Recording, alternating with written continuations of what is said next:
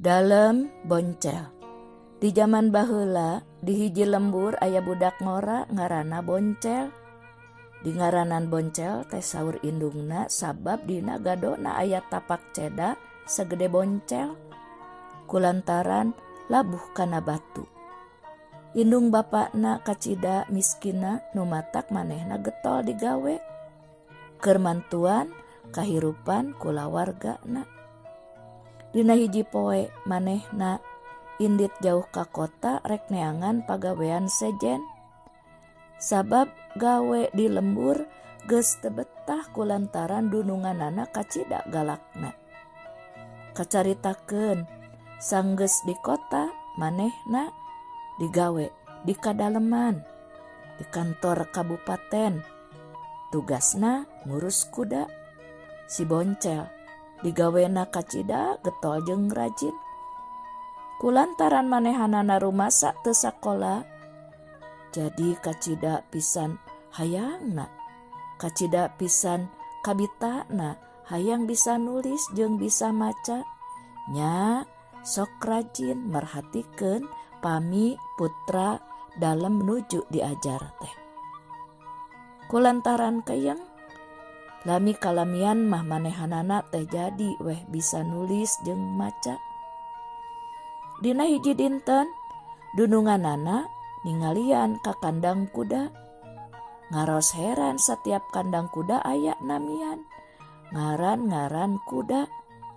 Contona ieu kandang si Layung, ieu kandang si Bentang jeung saterusna.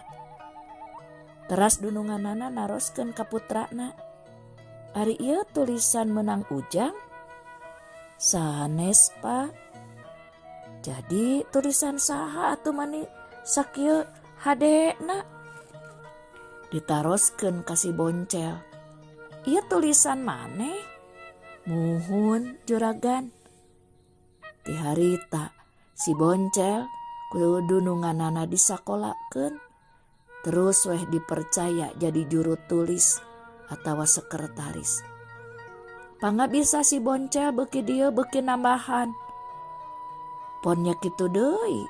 Jabatanana oge beuki dieu beuki luhur. Tungtungna manehna kapilih jadi dalem.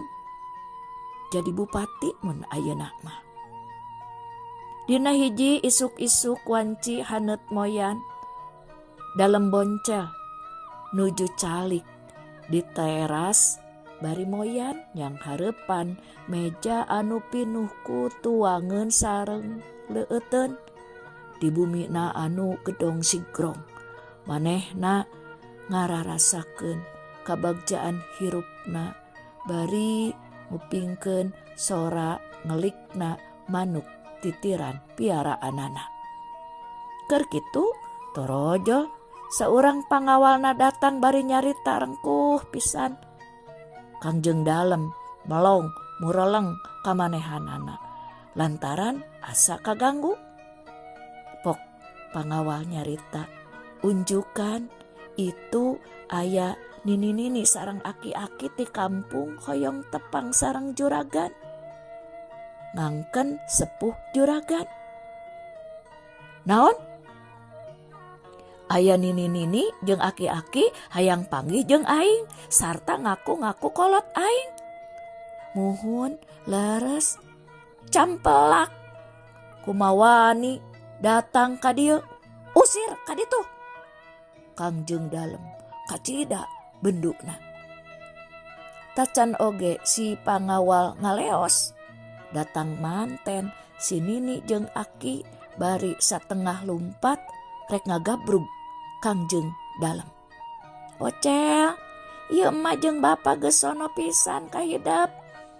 Nah, mani ampleng-amplengan teu balik ka lembur.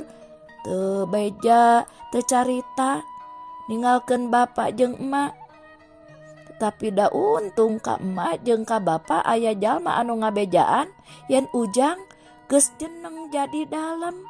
Syukur maneh geus hirup sukses. Emak jeung bapa datang jauh-jauh ti lembur teh bakat ku sono hayang panggih jeung hidep. Ngadenge caritaan si nini kitu Kangjeng dalem beki kacida ambekna. Si Nini anu rek ngarangkul teh buru-buru kumanehanana disuntrungkeun nepi kalabuh. Ningali kitu si pangawal kalah ka colohok mata si Meuten. Pangawal, nah maneh kalah ka colohok. Buru-buru eta 2 jalma paksa sina keluar. Aing teu sudi ningalina kaditu sing jauh. Bisi maranehanana datang ka dieu teh niat rek barang penta bere weh dahareun sesa ti dapur. Ocel, meureun maneh teh geus poho ka emak jeung ka bapa. Bakat kuli geus lila nya tara papanggih. Tapi da emak jeung bapa mah teu poho. Maneh teh anak emak jeung bapa tuh geuning cirina aya ceda dina gado matak disebut si Boncel oge.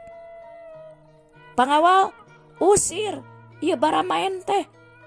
Di dieu mah teu boga kolot jiga kitu.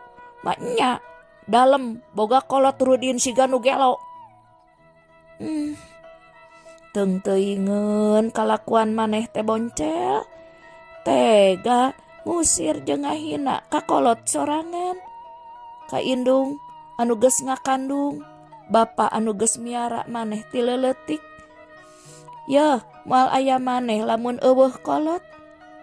Maneh ulah kitu bisi doraka. Ceuk bapana ngageuri bangun kacida sedih jeung handeueulna. Doraka ti mana? Aing mah teu boga kolot jiga kitu bari nage indung bapa aing mah geus lila maot. Tungtungna eta nini-nini jeung aki-aki disered ku pangawal sina kaluar. Kacaritakeun sababaraha bulan ti harita Kangjeng dalem kata rajang panyakit anu kacida anehna. Sakujur awakna arat teu luar biasa. Gawena ngan gegetret, gawena ngan gagaro teu eureun-eureun. Hirupna ayeuna kacida ripuhna. Sare teu geunah, diuk teu geunah, guling gasahan bari gegetret. Sakapeung bakatku teu kuat ateul manehna luluncatan atawa ajrag-ajragan. Diobatan ku naon bae oge ateulna teu cager-cager. Nyai, mana ubar teh? Ieu ateul teu eureun-eureun, cenah ka pamajikanana. Muhun, pan ieu oge nuju di baluran. Naha teu karasa, kurang panas. Kalah katambah ararateul. Kedah dilandongan ku naon atuh? Sagala obat teu mental. Boa-boa, ieu mah sanes panyakit biasa. Saur pamajikanana. Naon? Naon maksudna Nyai nyarita kitu? Muhun, tisaprak akang ngusir nini-nini jeung aki-aki teh. Akang janten kieu. Boa-boa, aranjeunna teh leres sepuh akang. Mung akang alim ngangken, mung akang ngaraos isin. Ari saur abi mah, akang tong ngaraos isin. Sabab hade goreng oge eta teh sepuh akang anu parantos ageng jasana. Ari saur abdi mengpeung aranjeunna araya keneh sok kadinya miwarang pangawal supaya ngejemput aranjeunna ti lembur sina ka dieu. Teras akang tobat sarta nyuhunkeun dihapunten ka aranjeunna. Pasti ayeuna di lembur aranjeunna teh nuju ngaraos sedih ku sikap akang harita. Nguping cariosan istina kitu Kangjeng dalem ngahulang sarta lami-lami mah ngan goak weh. Manehanana nangis rumaos doraka kanu jadi sepuh. Harita keneh anjeunna nyuhunkeun dianteur ku istrina sareng pangawalna angkat ka lembur bade nepangan ibu ramana bade nyuhunkeun dihapunten. Cak sakitu heula nya caritana.